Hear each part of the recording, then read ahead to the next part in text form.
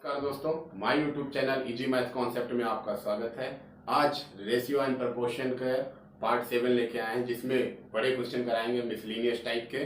इसमें क्वेश्चन हम करते हैं, पहला कराएंगे हीरे के संबंधित, जो हीरा टूट जाता है उससे क्या हानि होती है, ऐसे में क्वेश्चन कराने हैं। Question number 1। तो क्वेश्चन नंबर 1 क्या कह रहा है? एक हीरे का मूल्य उसके भार के वर्ग के अनुक्रमानुपाती है। एक व्यक्ति से गलती से यह हीरा 3 टुकड़ों में 3:5:7 के अनुपात में टूट गया और इस वजह से उसे 42,600 रुपये की हानि हुई। हीरे का वास्तविक मूल्य क्या था, ये हमें बताना है। तो देखते हैं दोस्तों क्वेश्चन को। यहाँ पर हीरा जो था वो 3 टुकड़ों में टूटा, वो क्या है 3:5:7 के अनुपात में टूट गया और टूटने के बाद जो हानि हुई वो 42,600 रुपये के बराबर हुई। 42,600 रुपये की हानि हुई। अब यहाँ पर क्वेश्चन हम सॉल्व करते हैं। ये हीरा है जो टूटा है 3 टुकड़ों में। अगर हम देखें कि जो हीरा के टुकड़े हैं ये 3, अगर ये पहला टुकड़ा 3 ग्राम का है, दूसरा 5 ग्राम का है और ये 7 ग्राम का है, तो जो टूटने वाला हीरा था, जब टूटने से पहले देखा जाए तो कितने ग्राम का रहा होगा? तो 3 और 5 8, 8 7 15 ग्राम का रहा होगा। यह हीरा जो कि 3 टुकड़ों में टूटा है वो 3, 5, 7 ग्राम के अगर टुकड़ों में टूटा है तो टूटने से पहले कितने ग्राम का रहा होगा? 15 ग्राम के बराबर रहा होगा। ग्राम में हम लिख भी सकते हैं और ये रेशियो में है, ये वेट है इसका। और अगर हम यहाँ पर देखें इसका मूल्य, तो इसका मूल्य जो क्वेश्चन में कहा गया है वो इसके वर्ग के समानुपाती या अनुक्रमानुपाती बताया गया है। तो इसका वर्ग अर्थात अगर वेट 3 ग्राम है तो इस टुकड़े का मूल्य किसके बराबर होगा? इसके वर्ग के बराबर। तो 3 का वर्ग करेंगे और यहाँ देखेंगे इसका जो रेट यहाँ होगा, ये 5 ग्राम का अगर टुकड़ा, तो इसका मूल्य क्या हो जाएगा? 5 के स्क्वायर के बराबर होगा। यहाँ देखें तो ये 7 के स्क्वायर के बराबर होगा। और वास्तविक जो हीरा था वो टूटने से पहले अगर देखा जाए तो उसका मूल्य कितना रहा होगा? 15 का स्क्वायर। तो अगर मूल्य टूटने के बाद टोटल देखें तो कितना हो जाएगा? 3 त्रिक को 9 प्लस 25 प्लस 7 49 और यहां देखें तो ये 225 के बराबर। ये टूटने से पहले का है। टूटने से पहले का कैलकुलेशन है कि अगर 15 ग्राम का हीरा था तो उसका मूल्य जो होगा 15 के स्क्वायर के बराबर होगा। 15 के स्क्वायर के बराबर तो वास्तव में 225 के बराबर रहा होगा। तो यहाँ पर अगर देखें ये 3 टुकड़े में टूटा, 3 का स्क्वायर, 5 का स्क्वायर, 7 का स्क्वायर, तो इसका टोटल का जो मूल्य होगा वो 9, 25 और 49, टोटल हो गया 83। अर्थात इसका जो मूल्य है वो 83 के बराबर है और यहाँ कितना है? 225 के बराबर है। अब यहाँ जो हानि हुई, वास्तव में जो हानि हुई वो 42,600 की हुई है। और यहां से हम अगर देखें तो पहले हीरे का मूल्य कितना हो रहा था? 225 रुपए। अभी कितने का? 83। तो हमारे अकॉर्डिंग जो हानि होगी वो देख लेते हैं। तो 83 घटा दो तो कितनी हानि हुई? 5 से 3 गए 2 और यहाँ 12 से 8 गए 4 और ये 1। अर्थात हमारे अकॉर्डिंग जो हानि हो रही है वो कितनी? 142 रुपए की, जबकि वास्तव में कितनी हो रही है? 42,600 की। तो हम कह सकते हैं कि 42,600 रुपये जो है वो एक्स की जो रेशियो वैल्यू है, 42,600 रुपए है, उसकी जो रेशियो वैल्यू है वो 142 के बराबर होगी। हमें फाइंड क्या करना था, क्या ज्ञात करना था कि टूटने से पहले हीरे का प्रारंभिक मूल्य क्या था। तो टूटने से पहले हीरे का प्रारंभिक मूल्य हमने क्या माना? 225। तो 225 की वैल्यू फाइंड कर लेंगे। क्या हो जाएगा? 14 3 42, अर्थात ये 3 बार से कैंसिल हो जाएगा, 300 आ जाएगा और 300 को गुणा कर देंगे यहाँ तो कितना आ जाएगा? 3 5 15, ये 2 0 और 22 3 66 1 67, 67,500 रुपए इसका प्रारंभिक मूल्य था। ये आपका आंसर। क्वेश्चन नंबर 2 क्या कह रहा है? एक हीरे की लागत उसके वजन के वर्ग के समानुपाती है। एक हीरा 1 2 3 के अनुपात के साथ 3 टुकड़ों में टूट गया। यदि हीरे के कुल मूल्य में 4400 रुपए की हानि हुई तो हीरे की मूल कीमत यानी प्रारंभिक कीमत क्या थी, ये हमें बताना है। तो हानि कितने की हुई? 4400 रुपए की हानि हुई। हीरा जो टूटा है वो 3 टुकड़े क्या थे? 1:2:3 के अनुपात में टूटा। तो हम इधर साथ साथ सॉल्व करते चलेंगे। ये टूटने के बाद का है, टूटने के बाद ही हानि हुई है, इसलिए हमने इधर लिख लिया। ये टूटने से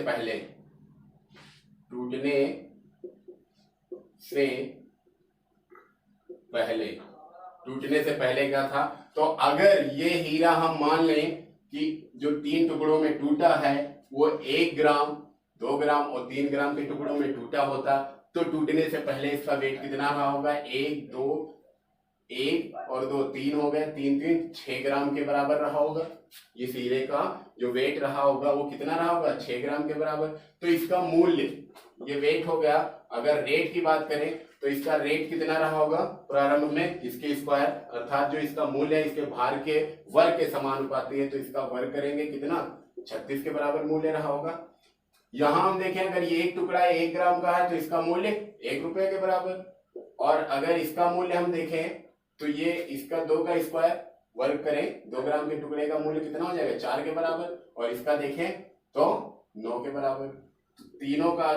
तीनों टुकड़ों का टोटल मूल्य हम देखें तो कितने का हो जाएगा? 4 1 5 9 14 अर्थात 14।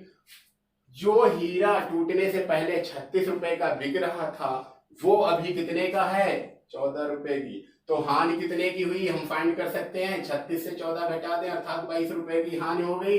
22 रुपए की हानि हो गई हमारे अकॉर्डिंग जो कैलकुलेशन दिया है। वास्तव में कितनी हानि हुई है?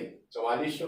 तो 4400 की रेशियो वैल्यू हम कह सकते हैं यहाँ से कितने की हानि हो रही? 22 की। हमें ज्ञात करना था कि हीरे का प्रारंभिक मूल्य, तो प्रारंभिक टूटने से पहले हमने मूल्य क्या कैलकुलेशन किया? 36। तो 36 की वैल्यू ज्ञात कर लेंगे। 22 1 22 22 दूना 44 200 और 2 को गुणा करेंगे तो 36 दूना 72 अर्थात 7200 रुपए टूटने से पहले उस हीरे की कीमत थी। क्वेश्चन नंबर 3 क्या कह रहा है? क्वेश्चन नंबर 3 में कहा है कि हीरे के एक टुकड़े का मूल्य उसके भार के वर्ग के अनुसार परिवर्तित होता है। तदनुसार यदि 5184 रुपए की कीमत का हीरा मूल्य का एक हीरा 3 टुकड़ों में काटा जाए और उनके भार का अनुपात 1:2:3 हो, ये वेट का अनुपात है, हो तो इस प्रकार के काटने से हुई हानि क्या होगी? हानि हमें ज्ञात करना है। ये प्रारंभिक मूल्य है। हम अगर देखें ये जो 3 टुकड़े हुए हैं इसका वेट 1 ग्राम हो, इसका 2 ग्राम हो, इसका 3 ग्राम हो, तो टूटने से पहले हीरा कितने ग्राम का होगा? 3 3 6 ग्राम का रहा होगा, जो कि अब 1 2 और 3 ग्राम में टूटा है तो 6 ग्राम का रहा होगा। अब कह रहा है इसका जो मूल्य है वो इसके वर्ग के समानुपाती है या बदल रहा है, तो इसका वर्ग कर दें तो रेट इसका वर्ग करेंगे, 1 का स्क्वायर प्लस 2 का स्क्वायर प्लस 3 का स्क्वायर, टोटल कितना हो जाएगा? 1 और 4 5 हो जाएगा, 9 14। और यहाँ देखें तो इसका कितना हो जाएगा? 36 हो जाएगा। जो हीरा टूटने से पहले 36 रुपए का था वो अभी कितने का हो रहा है? 14 का। तो हानि कितनी हो जाएगी? 36 से हम 14 घटाएं तो हानि कितनी हो गई? 22 रुपए। ये आ गई हानि। जबकि हमें ये प्रारंभिक मूल्य, ये हमने निकाला, प्रारंभिक मूल्य कितना दिया है? 5184। तो 5184 रुपए ये दिया है, 1 मिनट, 5184 दिया गया है। अब यहाँ पर प्रारंभिक मूल्य कितना था? 36। हमें क्या ज्ञात करना है? हानि। तो हानि कितनी आई है? 22 रुपए। 22 की वैल्यू हम फाइंड कर लेंगे। तो कैसे कैंसिल करेंगे?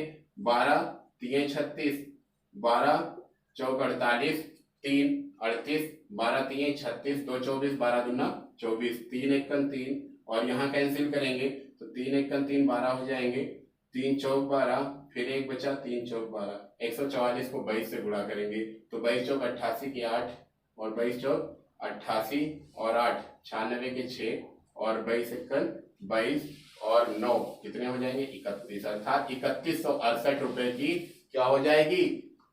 हानि हो जाएगी। ये आपका आंसर। नंबर 4, क्वेश्चन नंबर 4 क्या कह रहा है? 15 सदस्यों के एक परिवार के प्रत्येक सदस्य को चावल की समान मात्रा की आवश्यकता होती है। किसी विशेष दिन परिवार के कुछ सदस्यों के अनुपस्थित होने के कारण उनकी चावल की खपत 5:3 के अनुपात में कमी हुई। खपत में 5:3 के अनुपात में कमी हुई, तो उस दिन परिवार के अनुपस्थित सदस्यों की संख्या क्या थी? बहुत ही इजी क्वेश्चन है, देखते हैं। परिवार में जो सदस्य थे वो टोटल 15 थे, और सभी को एक चावल की निश्चित मात्रा की आवश्यकता रहती है। किसी दिन कुछ लोग किसी पार्टी में चले गए तो उस दिन की जो खपत थी वो 5:3 के अनुपात में कम हो गई। 5:3 के अनुपात का मतलब ये होता है, अगर पहले 5 केजी चावल लग रहे थे तो अभी कितने लगे? 3 केजी। तो 5 केजी चावल कितने लोग खा रहे थे? 15 लोग। अर्थात 15 लोग के लिए अगर 5 केजी चावल की आवश्यकता है तो 3 केजी चावल कितने लोगों के लिए आवश्यकता पड़ी होगी? तो सॉल्व कर लेते हैं। 5 एकम 5, 5 3 15, 3 त्रिकोण 9। उस दिन लोग कितने थे जब 3 केजी चावल खाए गए? 9 लोग। तो अनुपस्थित कितने रहे होंगे? 6 लोग। ये आपका आंसर। ठीक। अब यहाँ पर क्वेश्चन आया, एक अच्छा सा क्वेश्चन रेशियो का, जिसमें क्या कह रहा है देखें एक बार। एक व्यक्ति ने ब्रांड ए की 4 कमीजों और ब्रांड बी की कुछ कमीजों का ऑर्डर दिया। ब्रांड ए की एक कमीज का मूल्य ब्रांड बी की एक कमीज से दोगुना था। माल आने पर पता चला दोनों ब्रांडों की संख्या आपस में बदल गई है। इससे बिल 40% बढ़ गया है। मूल ऑर्डर में ब्रांड ए की कमीजों का ब्रांड बी की कमीजों से अनुपात क्या था, या मूल अनुपात था, वो हमें बताना है। तो हम मान लेते हैं ब्रांड ए की ये कमीज हो गई और बी की ये कमीज हो गई। अब यहाँ पर क्या कहा, जो कह रहा है वो हम करते हैं कि ए की 4 कमीजों का मूल्य, अगर नंबर आप देखें तो कितनी भी कर रहा है? ए की 4 कमीजों का मूल्य का ऑर्डर दिया एक व्यक्ति ने, और बी की कुछ कमीज, कुछ के लिए हम एक्स मान लेते हैं, कुछ कमीज कहा है तो हम मान लेते हैं कि एक्स कमीजों का दिया। अभी आगे क्या कह रहा है कि ब्रांड ए की कमीज का जो मूल्य है वो बी का 2 गुना है। तो अगर इसका हम 1 मान ले मूल्य तो इसका कितना हो जाएगा? 2। यहाँ मूल्य लिख देते हैं, यहाँ संख्या लिख देते हैं। अब अगर देखें तो टोटल बिल कितने का बन जाएगा? अगर 4 कमीज ए ब्रांड की ले रहा है, 2 रुपये मूल्य है जिसका, तो टोटल मूल्य 8 बनेगा। यहाँ कुछ कमीज हैं जिनका मूल्य 1 रुपया है तो उसका कितना बनेगा? x बनेगा। लेकिन हुआ क्या वास्तव में, जो इनकी माल आने पर जब काउंटर पे माल आया तो क्या हुआ? आपस में ब्रांड बदली हो गई।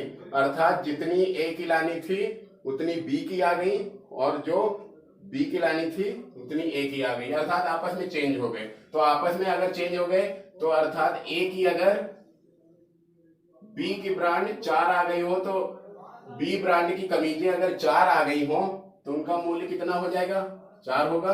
प्लस अगर ए ब्रांड की कमीजें एक्स आ गई हो बी की जगह, संख्या चेंज हुई आपस में, तो ए वाले कमीजों का मूल्य कितना हो जाएगा? एक्स आई तो कितने हो जाएंगे? 2x हो गया। अब आगे ट्विस्ट आया थोड़ा सा, आपस में बदल जाने से बिल में 40% की वृद्धि हो गई। अर्थात इससे ये नया जो बिल बना है बदल जाने के कारण ये 40% अधिक है। तो हम क्या करें, इसका 140% निकाल लें तो दोनों आपस में बराबर हो जाएंगे।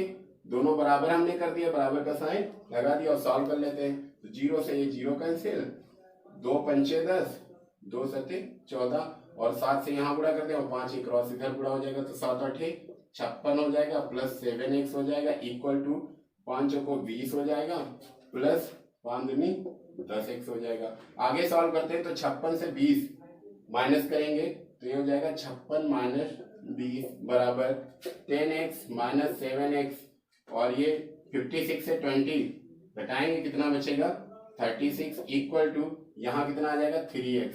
तो x की वैल्यू क्या आ जाएगी 3 1 3 और ये 12 अर्थात x का मान कितना आया 12। अर्थात शुरुआत में हमें अनुपात बताना कि प्रारंभ में ब्रांड A का B से अनुपात कितना था।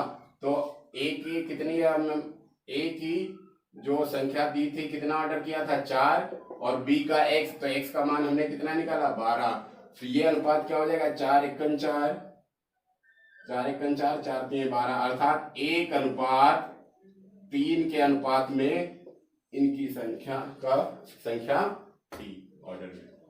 नेक्स्ट क्वेश्चन है यहाँ पर। नेक्स्ट क्वेश्चन में क्या कहा गया, एक व्यक्ति ने काले मोजों के 4 जोड़े तथा भूरे मोजों के कुछ जोड़ों का आदेश दिया। उनमें काले जोड़ों का मूल्य भूरे जोड़ों का दुगना था। उनका बिल तैयार करते समय लिपिक जो क्लर्क था उसने गलती से काले और भूरे जोड़ों की संख्या में अदला बदली कर दी जिससे बिल में 50% की वृद्धि हो गई। तदनुसार मूल रूप से मोजों के काले तथा भूरे जोड़ों का अनुपात क्या था ये हमें बताना है। बहुत ही अच्छा क्वेश्चन है। तो हम मान लेते हैं अनुपात किसका बताना, काले तथा भूरे जोड़ों का। तो हम यहाँ मान लेते हैं काले मोजे और ये भूरे। क्या किया कि एक व्यक्ति गया ऑर्डर देने, उसने काले मोजों की कितनी मांगी संख्या 4 और भूरे के कुछ, तो कुछ मान लेते हैं x। इनका जो मूल्य यहाँ संख्या मान लेते हैं और यहाँ मूल्य। तो काले जोड़ों का जो मूल्य था वो भूरे जोड़ों के मूल्य का दोगुना था। सेम क्वेश्चन है, अगर इसका 1 मान ले रुपया तो इसका 2 हो जाएगा। तो कुल मूल्य कितना हो जाएगा, 4 काले जोड़े का मूल्य कितना हो जाएगा अगर 2 रुपया है प्रत्येक जोड़े का, तो 4 दूनी 8। ठीक है। तो ये हो गया, ये 4 दूनी 8 हो गया। अब यहां पर देखें भूरे जोड़े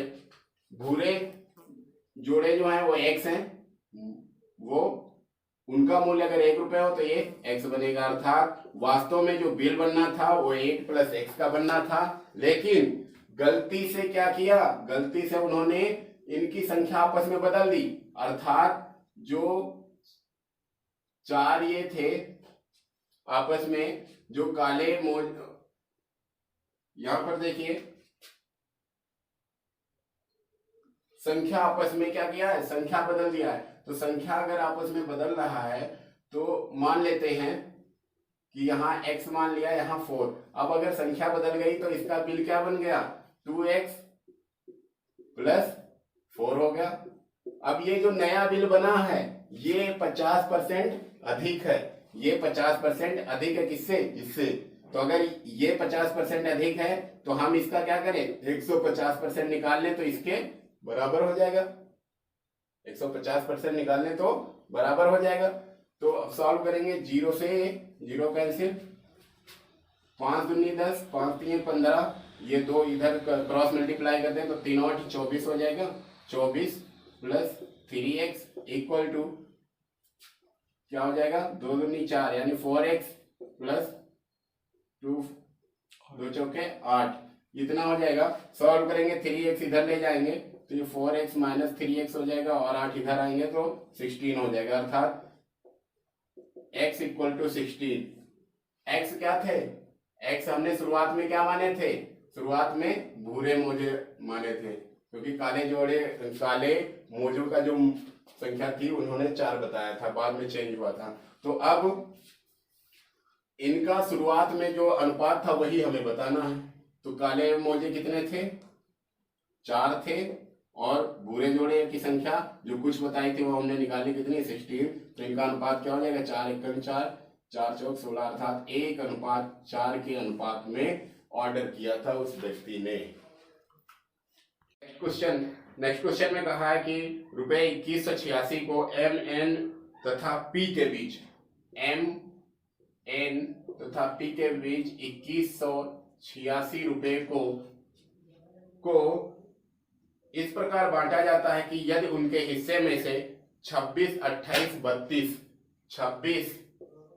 28 और 32 रुपए कम कर दिए जाएं तो शेष राशि 9, 13, 8 के अनुपात में हो जाती है। 9, 13 और 8 के अनुपात में हो जाती है। अर्थात 2186 रुपए को MNP में इस प्रकार बांटते हैं कि अगर इनकी प्रत्येक की राशि में से 26 रुपए, 28 रुपए और 32 अर्थात M की राशि से 26 रुपए, N की राशि से 28 और P की राशि से 32 रुपए हम घटा दें तो इनकी जो राशियों का अनुपात है वो 9:13:8 हो जाता है। तो M को मिली हुई राशि हमें ज्ञात करनी है।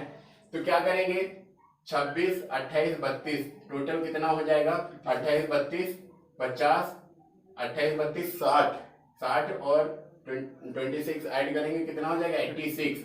अगर हम यहाँ से 86 हम घटा दें इससे तो राशि कितनी बची 2100। अर्थात 2100 रुपए की रेशियो वैल्यू अब आपके सामने दी गई है 9:13:8। अर्थात 2100 की जो रेशियो वैल्यू होगी 13 और 9 22 और 8 30 के बराबर हो जाएगी। फाइंड क्या करना था, M को कितनी राशि मिली, तो 9 की वैल्यू पहले हम यहाँ से फाइंड कर लेंगे, 0 से 0 कैंसिल और 3 सत्ते 21 कितना हो जाएगा 70 और 9 सत्ती 63, 630 रुपए। 630 रुपए तब है जब M की राशि से 26 हम घटाए थे। अभी हम क्या करें, 26 हम इसमें जोड़ दें तो M को जो मिली हुई राशि हो जाएगी वो क्या हो जाएगी 656। ये M को मिली हुई राशि होगी। ये आपका आंसर। क्वेश्चन है A, B और C की आय का अनुपात 3:4:5 है तथा उनके खर्च का अनुपात 4:5:6 के अनुपात में है। यदि A अपनी आय का 1/4 बचाता है तो उनकी बचतों का अनुपात क्या होगा। ये क्वेश्चन हम आय व्यय के टॉपिक में करा चुके हैं, लेकिन यहाँ पर ये अच्छा क्वेश्चन मिला, इसको सॉल्व करा देते हैं उसी बेस पे। तो यहाँ पर जो आय का अनुपात दिया गया है A, B, C की, मान लेते A, B और C। आय का अनुपात जो 3, 4, 5 के अनुपात में है तो हम इसको 3x, 4x और 5x मान लेते हैं। ये इनकी आय हो गई। x वेरिएबल इसलिए मान रहे हैं क्योंकि यहाँ पर 2 अनुपात दिए गए हैं, आय भी दिया गया और व्यय भी दिया गया है।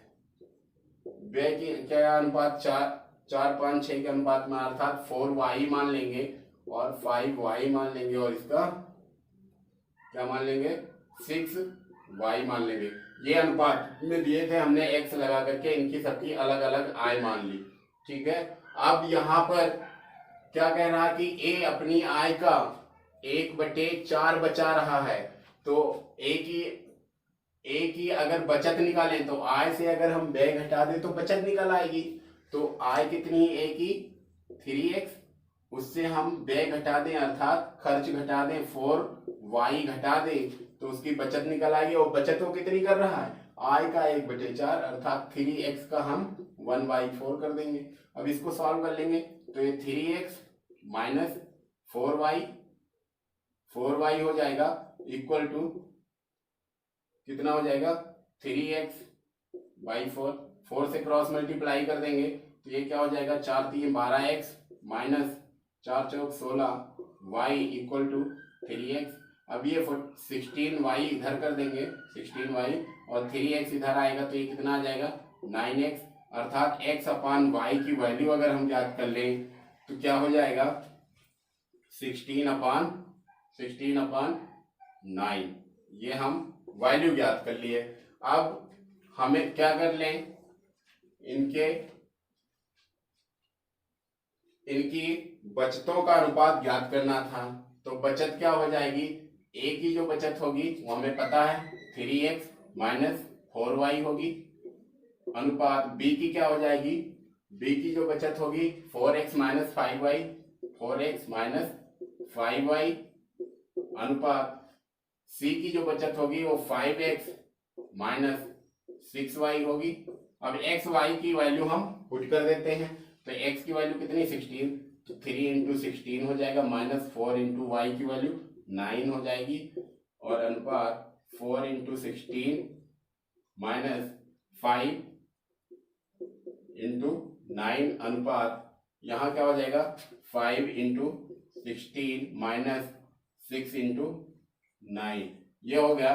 अब 16 3 48, 48 माइनस 4 9 36, 36 अनुपात ये कितना हो जाएगा 64 माइनस 45 अनुपात 80 माइनस 54। 48 से 36 हम घटाएंगे, कितना बचेगा यहाँ पर 12 अनुपात 64 से 45 घटाएंगे तो कितना आ जाएगा 19, और यहाँ पर 80 से 54 हम अगर घटा दें तो कितना बचेगा 26। ये आपके ए बी सी की बचतों का अनुपात होगा, और इस तरह का एक क्वेश्चन हम पहले करा चुके हैं और ये ऐसे क्वेश्चन आते हैं एग्जाम में। नेक्स्ट क्वेश्चन में कहा है कि संपूर्ण पृथ्वी पर भूमि और जल का अनुपात 1:2 है, उत्तरी अर्धगोलार्ध पर यह अनुपात 2:3 है, तो दक्षिणी अर्धगोलार्ध पर यह अनुपात कितना होगा। तो सॉल्व करते हैं। क्या मान लें, ये एक पृथ्वी मान लेते हैं हम, ये हमने एक पृथ्वी मान ली और इसमें हम उत्तरी अर्धगोलार्ध अर्थात नॉर्थ पोल और ये साउथ पोल मान लेते हैं। अब यहाँ पर पृथ्वी का जो दिया गया है, पृथ्वी या भूमि मान लेते हैं, यहाँ इन्होंने क्या बोला है भूमि और जल का अनुपात, भूमि और जल, तो ये हम भूमि मान लेते हैं और ये जल मान लेते हैं। तो संपूर्ण पृथ्वी पर भूमि और जल का अनुपात 1:2 दिया गया है।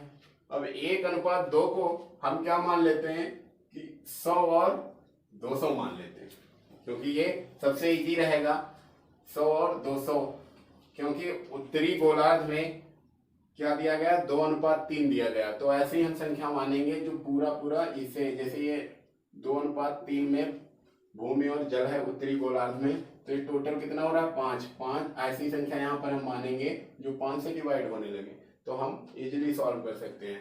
अब अगर संपूर्ण पृथ्वी देखा जाए, ये भूमि जो है क्षेत्रफल हमने मान लिया 100 है, ये 200, तो संपूर्ण पृथ्वी का क्षेत्रफल कितना हो गया 300 हो गया। अगर संपूर्ण पृथ्वी का क्षेत्रफल 300 है तो उत्तरी गोलार्ध का जो क्षेत्रफल होगा वो 150 के बराबर होगा, और ये किसके बराबर होगा, ये भी 150 के बराबर होगा।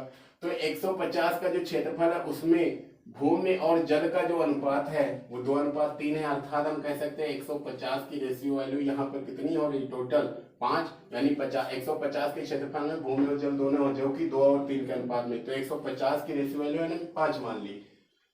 तो अगर देखें 150 में से भूमि कितना है उत्तरी गोलार्ध में, तो 2 की वैल्यू 5 3 15 30 हो जाएगा, 30 दूना 60 हो जाएगा, ठीक है। तो ये 60 आ गई भूमि में। अगर 60 भूमि में है और पूरी पृथ्वी पर भूमि 100 है, तो साउथ पोल में यानी दक्षिणी गोलार्ध में कितनी हो जाएगी 40 हो जाएगी भूमि, क्योंकि ऊपर 60 हो गई उत्तरी गोलार्ध में, तो दक्षिणी गोलार्ध में 40। अभी हम अगर जल की बात करें तो 3 है, तो 30 3 90, अर्थात यहाँ पर जो जल है वो 90 हो गया, तो टोटल जल कितना था पूरी पृथ्वी पे 200, पूरी जब पृथ्वी पे 200 जल है, और अगर उत्तरी गोलार्ध में 90 हो गया तो यहाँ जल कितना बचा होगा, जल का क्षेत्रफल कितना बचा होगा 110। तो साउथ अर्थात दक्षिणी गोलार्ध में जो भूमि और जल का अनुपात होगा वो 40:110 अर्थात 4:11 के अनुपात में होगा। ये आपका आंसर। इसी पे सेम बेस्ड क्वेश्चन एक है कि संपूर्ण पृथ्वी पर भूमि और जल का अनुपात 1:2 है, तो हमने पृथ्वी मान लिया, ये दूसरा क्वेश्चन है, थोड़ा सा डिजिट चेंज कर दी गई है। तो सेम हम पृथ्वी मान लेते हैं, ये नॉर्थ पोल हो गया, ये साउथ पोल हो गया। क्या कहा है कि इसमें जो अनुपात है वो 1:2 के अनुपात में है, भूमि और जल 1:2 के अनुपात में है। तो सेम अब यहाँ पर हम क्या करें, जो उत्तरी गोलार्ध में है वो 3:4 के अनुपात में जल, वहां क्या था 2:3 था, तो हमने ऐसी संख्या इसको माना था कि 5 से डिवाइड हो जाए। अब हमें ऐसा मानना पड़ेगा कि 4 3 7 से डिवाइड हो। तो इसमें अगर हम मान लेते 700 से गुणा कर दे, सबसे इजी रहेगा, यानी 700 से गुणा कर दे, तो ये नया अनुपात क्या हो जाएगा 700:7×1400 ये आ गया। अर्थात संपूर्ण पृथ्वी कितने की हो गई, संपूर्ण पृथ्वी हो गई 14 और 7 2100 के बराबर। तो ये कितने किसके बराबर होगा 1050 का, जो उत्तरी गोलार्ध का क्षेत्रफल होगा 1050 होगा, और इसका अगर क्षेत्रफल देखें तो ये भी 1050 होगा। हमने इसको इजी करने के लिए ये माना है कि यह सॉल्व कर लिया। अगर कोई और डिजिट दे दे तो आप क्या करना, जो डिजिट दी गई हो उत्तरी या दक्षिणी गोलार्ध में उसका अनुपात दिया गया हो, यहाँ पर ऐसी संख्या बना लेना आप कि इससे पूर्णतया विभाजित होने लगे। तो अब यहाँ पर 1050 में जो जल और थल का अनुपात दिया गया, अर्थात भूमि और जल का जो अनुपात 3:4, तो टोटल कितना हुआ 7। 1050 की रेशियो वाली 7 हो गई। अगर हम उत्तरी ध्रुव में भूमि की बात करें तो कितना 3 की वैल्यू फाइंड कर लेंगे, 7 × 1 7 15 7 105, अर्थात 150 हो गया। 150 को 3 से गुणा करेंगे तो 15 3 45 450 उत्तरी गोलार्ध में क्या है, भूमि है, और टोटल भूमि हमने कितनी मानी है 700, तो यहाँ कितनी बचेगी 250 250 दक्षिणी गोलार्ध में हो जाएगा।